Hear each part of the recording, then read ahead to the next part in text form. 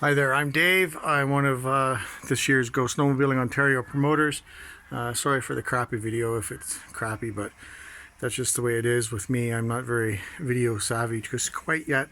I don't have anybody helping me. So I just want to quickly go over my snowmobile here. I ride a 1990 Safari L 377. Fairly simple machine. It's no electric start, no reverse, none of that kind of stuff.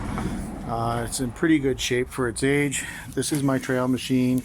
As you can see, I do have my 2020 trail permit on, and we are good to go in that respect. So I'm just going to go over a couple things here with you. This machine here, I totally redid it over the summer. It's got new front suspension, new skis, new carbides, new ski skins. The rear skid has been removed and replaced with a newer version. So we've got new sliders, new shocks, a newer track with studs. Everything in that regard has all been taken apart, adjusted, and put back. I've gone over every single nut and bolt on this machine at least once this summer in the process of doing that work.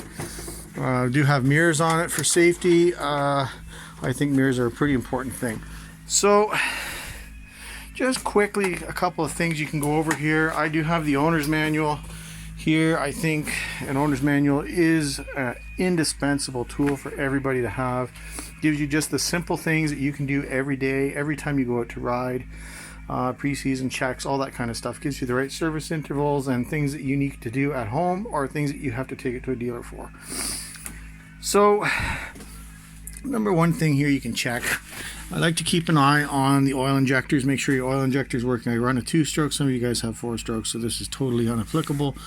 Make sure your oil lines aren't leaking. Make sure everything is nice and clean. Everything is functioning. My throttle cable is functioning perfectly well. Check your carb boots. These are new carb boots, so I don't have to worry about them as much, but you do have to keep an eye that they fit tight, they're not cracked, and they're not loose. So your carburetor needs to be on there good and tight. Check your fuel lines. Make sure that they're flexible and pliable and they're firmly connected. Check your wiring when you're in here. Make sure everything's connected. There's no bare wires, no loose ends, no loose connections that can cause you trouble later on down the road. Make sure your belt guard's on. You can check your belt. Your owner's manual will give you the specs on that for your sled. It's really not very hard to do, and at the start of every season it's probably just a good idea to replace your belt anyways.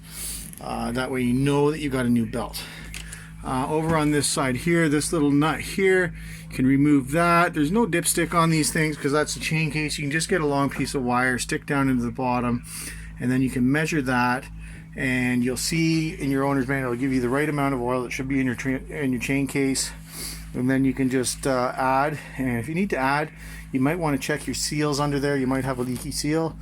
It's not too difficult to replace. Then again, if you're leaking oil, you should probably take it in and get it properly serviced. So like I said, I've had this all apart, so I know all my bearings are good. I repacked bearings, put new bearings in, a lot of new stuff in here. You can adjust your track tension. Your track tension will be in your owner's manual too. You can look that up. This here, it is a little bit on the loose side because it's warm outside right now. So this is actually 15 millimeters. It calls for 15 to 20 millimeters of play. So we have if I push down on it, that's about 20 millimeters. When it's just sitting like that, it's 15. It can be adjusted. There's 2 bolts, one on either side here. What you do on the one side, you do on the other side. Half turn here, half turn the other side. If you don't, it's going to twist. You have a grease fitting in under here and up above, right in there and right here. Grease these at least twice a month, depending on how much you ride. It's going to be in your owner's manual, and everything you need to know for service, day-to-day service, ride-to-ride service is going to be in your owner's manual. You can check your slides, make sure they're not scorn or worn, they're even. Make sure that your shocks are good. Like I said, these are all brand new. This is an adjustable shock here. You got a tool that can fit on there. You can turn it one way or the other to adjust your ride height. So that's basically the simplest things here. Spark plugs, another very important thing. These spark plugs are garbage. This is not the way they should look. These are fouled.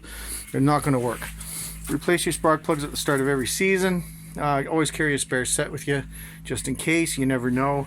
You might need them, or somebody you're riding with might need them. Another thing to check here real quick. We'll start it up and we will check to see if our lights are working.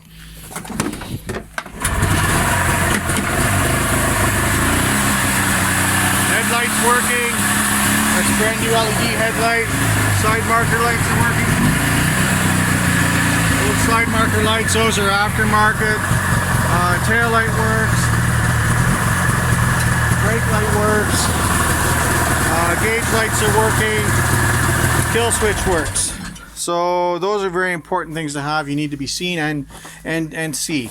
The LED lights, I really like those. They have a really good bright light to see. They'll cut through just about any kind of weather. Don't really recommend riding at night as much as you can avoid it, but if you have to, the better lighting you've got, the better you are. So if there's anybody who's got any questions, feel free to post them. I'll answer as best I can. Like I said, your Bible is going to be in your owner's manual. It will tell you everything you need to know about this machine, all the tools you need, all the things that you need to know. Yeah, service wise, maintenance wise, repairs that you can do at home, and then all the other kind of things here, troubleshooting, all that kind of thing. So there's charts for everything here. So like I said, if anybody's got any questions to ask me, go right ahead, feel free to ask. Thanks for having a watch, and make sure your sled's ready to go. Have it checked over either by yourself or by a professional mechanic. It doesn't take much, it's not expensive, and it's an insurance policy just to keep everything working as it should. All right, safe riding.